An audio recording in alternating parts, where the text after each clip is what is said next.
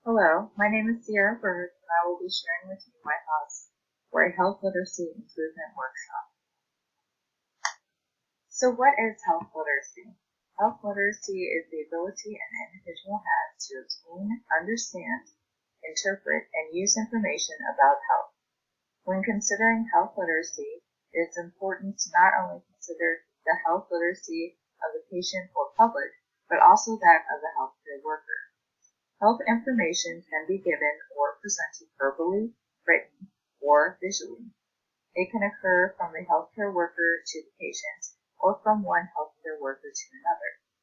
There are many different factors that can impact an individual's health literacy. They include the individual's educational level, race, age, gender, culture, as well as personal beliefs. Communication skills are the basis of health literacy. This means that poor communication skills will result in poor health literacy. Although there are many concerns or issues that are seen in health literacy, this workshop will focus on two main concerns. The first concern that will be addressed is increasing the patient's ability to remember how, when, and why they are taking their prescribed medication. The next concern we will address is language and cultural differences. This will occur by increasing understanding of how and when healthcare workers should use translation services via telephone. It is important that patients understand how and when to take their medications for many reasons. Studies have shown that poor medication adherence and improper medication usage are strongly linked to poor health literacy. The patient must first understand why they need this medication, how taking it will benefit them, or what medical condition they have that will warrant medication usage. If the healthcare worker is unable to communicate the need or significance of the medication to the patient, then they are more likely to be non-compliant. Besides comprehending the reason why a patient should take a medication, they must know the medication route, which could include orally, sublingually, inhalation, topically, or via injection. Every medication is different and has specific instructions that need to be followed to ensure both effectiveness of their medication as well as safety. Witnessing the patient giving themselves the medication is perhaps the best way to ensure understanding. Likewise, the patient must understand when to take their medication, because underuse and overuse of medications can both result in adverse patient outcomes. Generally, patients are prescribed medications on a routine schedule or as needed. Again, every medication is different, and the specific instructions for a patient's medication must be explained to them thoroughly.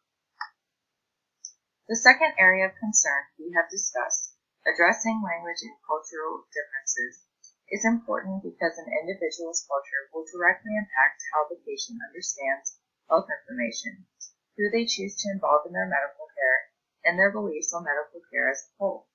A culturally competent healthcare worker will understand how to best communicate with members of different cultures based on the perceived norms, value rules, and expectations of the relationship specific to the individual's culture. If the healthcare worker is not culturally competent, then the patient is unlikely to comply with medical advice, ask questions, and are even less likely to seek out medical care in the future. If the patient and healthcare workers speak different languages, then the patient would have difficulty comprehending even the simplest health information. In-person or telephone translators allow for the healthcare provider to speak to the patient in his or her first language. When health information is presented in the patient's own language, they can ask questions, read the written documents, as well as understand and comply with medical advice much more easily. There are many national efforts to improve health literacy. However, I would like to focus on two which I feel are particularly relevant to the two issues we are addressing today. The U.S. Department of Health and Human Services released the National Action Plan to Improve Health Literacy on May 2010. The point of the action plan is to unite and engage organizations, professionals, policymakers, communities, individuals, and families in a linked, multi-sector effort to improve health literacy. The action plan has 7 main goals, However, I would like to highlight Goal 4, which is to support and expand local efforts to provide adult education, English language instruction, and culturally and linguistically appropriate health information services in the community. The National Institutes of Health have the health literacy goals of increasing usage of the Teach Back method, which we will go over later in the workshop, as well as the goal of the health provider offering patients a clear understanding of what they can do to improve their health, why it is being done, and precisely how to do it. We will now discuss some communication principles that can be employed to address our two main areas of concern.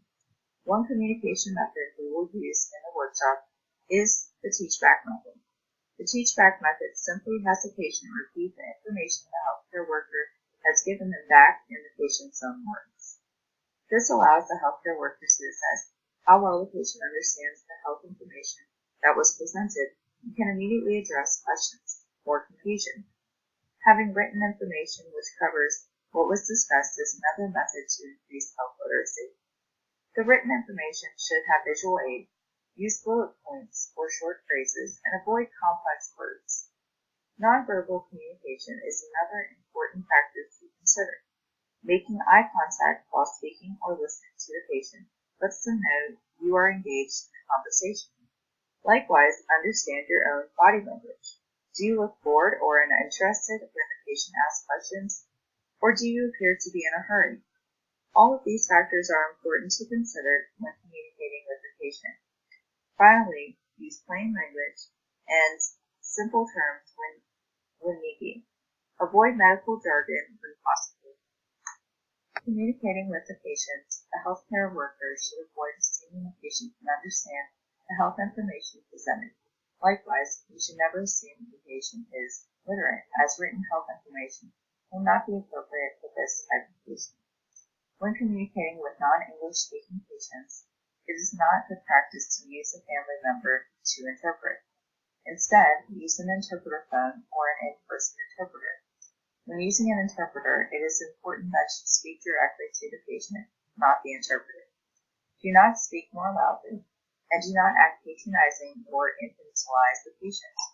Lack of English and comprehension is not a reflection of cognitive skills. Some best practices that the healthcare worker should use are emphasizing the main points. Often, healthcare workers are presenting a lot of complex information at once to the patient. Due to this, it is best to repeat the main points of the information or ensure that this information is understood. Always ensure that the patient understands the information you presented to them. This can be done by using the Teach Back method. If a patient is not comprehending the information, look for solutions or seek further assistance. Do not assume the patient will figure it out later. Next, make sure you are properly or adequately answering the patient's questions. When using an interpreter, remember to acknowledge the interpreter as a communication professional. Introduce yourself, speak slowly and in short segments, and ensure that everything both you and the patient are saying is interpreted. And finally, make sure that you clarify when need be. There are ethical principles that should be addressed when dealing with patient communication.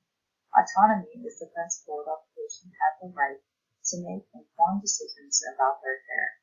By not ensuring comprehension of health information, we are violating the principle of autonomy. Non-maleficence means not intentionally causing harm.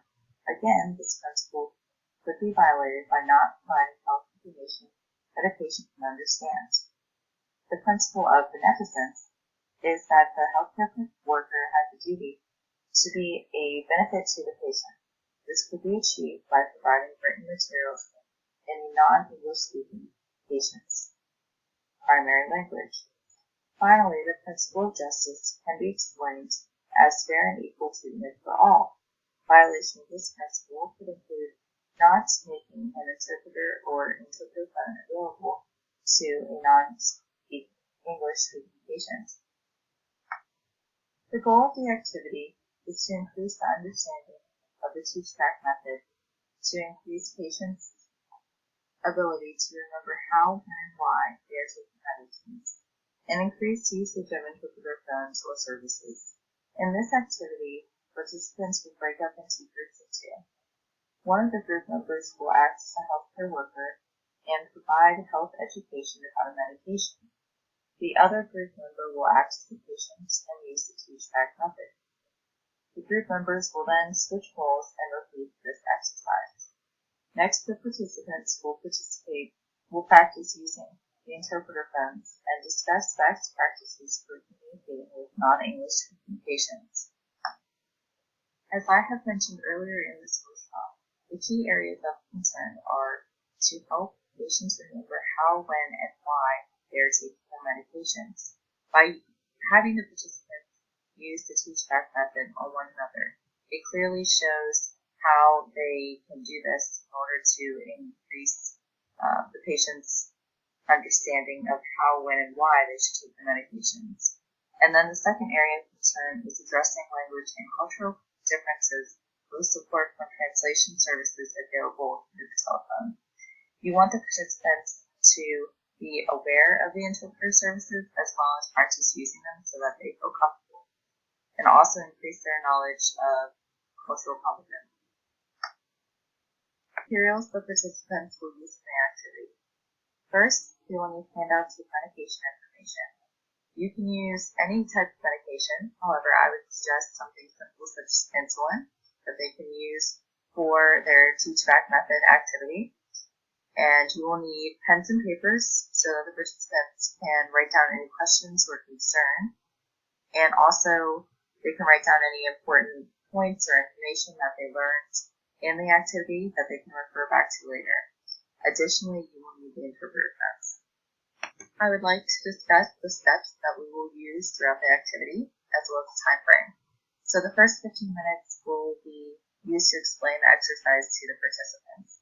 Next, a total of 30 minutes will be given to the participants so that they can use the teach-back method. Each participant will have 15 minutes for each of the roles. And then 15 to 30 minutes will be designated for discussion, questions, to address issues, and identify what was learned. The next 15 minutes, they will use the interpreter phones, as well as discussing resources and identifying when and why they would use the interpreter phones. Finally, the last 45 minutes will be used to address cultural competency and answer any questions that the participants may have. The group process expectations are simply that each member will participate in both roles and be actively engaged in the activity. Report back instructions and anticipated results. So the report back instructions are that the participants will be asked if they feel they are better able to use the teach-back method and if they have an increased comfort level with using interpreter phones. And also you will ask the participants for suggestions for how they feel the activity could be improved. The anticipated results of the activity are better understanding of how to ensure patient health literacy, increased cultural competency, and increased use of translation services. Thank you for taking the time to listen to my health literacy improvement workshop.